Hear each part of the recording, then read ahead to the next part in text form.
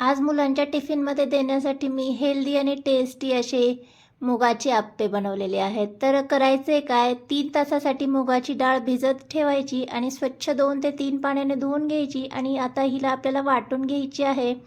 तर मिक्सर जारमध्ये मी घालून घेतली. सोबतच 4-5 लसणाच्या पाकळ्या देखील घालून घ्यायच्यात आणि मुलं कितपत तिखट खातात त्याचा अंदाज घेऊन मिरच्या घालून घ्यायच्या आहेत.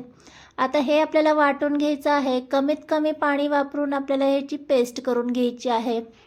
पेस्ट करत असताना एकदम कमीत कमी पाणी आणि एकदम बारीक अशी पेस्ट इथे मी करून घेतलेली आहे. तर पाहू शकता या पद्धतीने पेस्ट तयार झाली.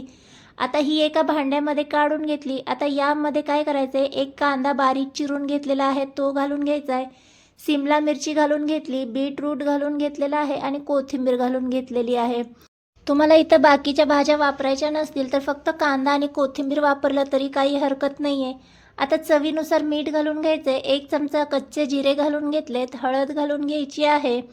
कच्चे जिरे घातल्यामुळे छान टेस्ट येते, एकदा नक्की ट्राय करा.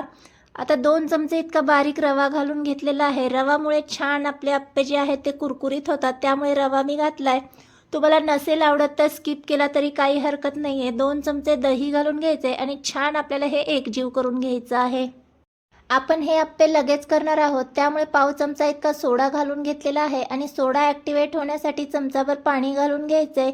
म्हणजे सोडा जो आहे तो ॲक्टिवेट होतो आणि बॅटर जे छान फुललं जातं. तर इथे बऱ्यापैकी बॅटर आपलं तयार झाले. आता इथे जो आप्पे पॅन आहे तो देखील मी गरम करण्यासाठी ठेवलेला आहे.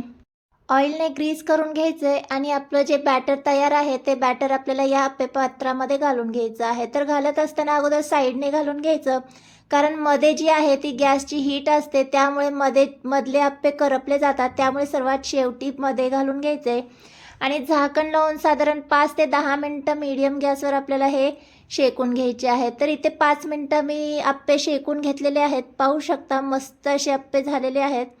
तर आता दुसऱ्या बाजूनेही आपण त्याच पद्धतीने शेकून घेऊया. पहा मस्त कलर आलेला आहे. आता दुसरी बाजू देखील आपल्याला मीडियम गॅसवर 5 मिनटं साधारण झाकण लावून अशीच ठेवून द्यायची आहे. तर इथे पाहू शकता 5 मिनटं झाल्याच्या नंतर दोन्ही बाजूने आपण छान खरपूस आणि खमंग होईपर्यंत शेकून घेतलेले आहेत. तर इथे पाहू शकता मस्त कलर आलेला आहे. तर आता हे आप्पे आपण काढून घेऊया. तर हे आप्पे आपल्याला कोणत्याही चटणीसोबत किंवा सॉससोबत खाल्ले तरी भन्नाट असे लागणार आहेत. रोज लहान मुलांना टिफिनमध्ये काय द्यायचं हा जर तुम्हाला प्रश्न पडत असेल तर एकदा या पद्धतीने आप्पे ट्राय करा आणि व्हिडिओ आवडला असेल तर व्हिडिओला लाईक करा. चॅनलवर नवीन असाल तर चॅनलला मात्र नक्की सबस्क्राईब केल्याशिवाय जाऊ नका. बाय.